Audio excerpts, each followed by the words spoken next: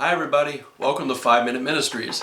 Today I'm talking about something pretty important because our social media, YouTube, whatever, is full of how people react to things.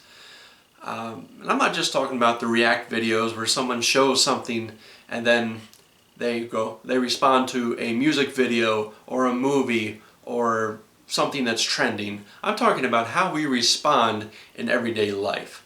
A lot of people respond with their emotions.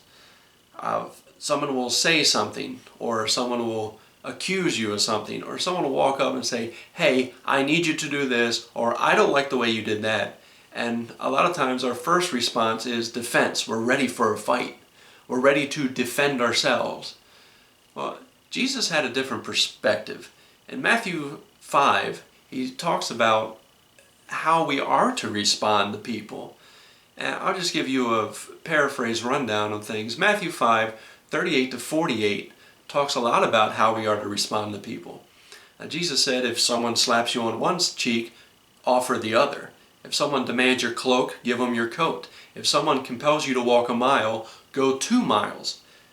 Now, he is not by any means saying that we are just to let people walk all over us. There is a time and place to defend ourselves for sure.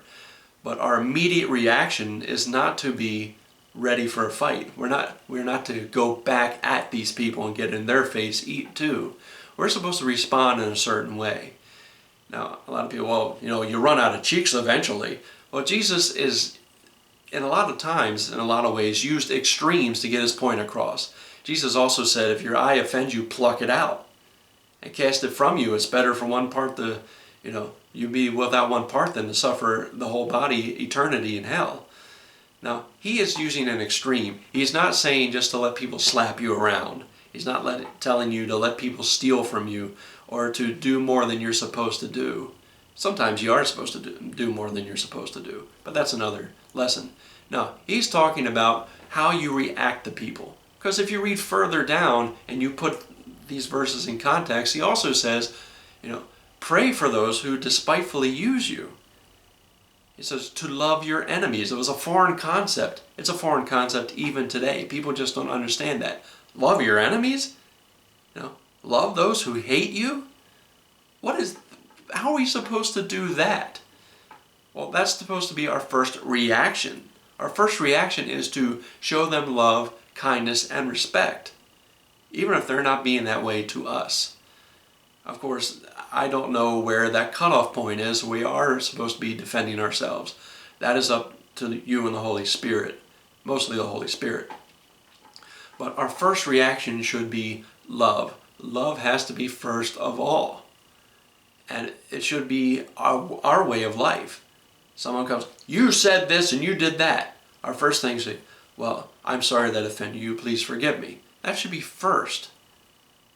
If they continue on, then maybe it's time to say something, to say, well, I did this and I did that. And, do it in a proper, respectful way. Don't get mad. Don't start throwing punches or objects. Don't start ridiculing and demeaning the person. And don't start getting the idea that, well, if you hadn't done this, then I would not have done that. That is not the way we're supposed to handle ourselves initially. We are supposed to first and foremost show love. It's easy to get defensive because we don't want to be in the wrong. And sometimes people accuse us or come at us or ask us something, and we are in the wrong.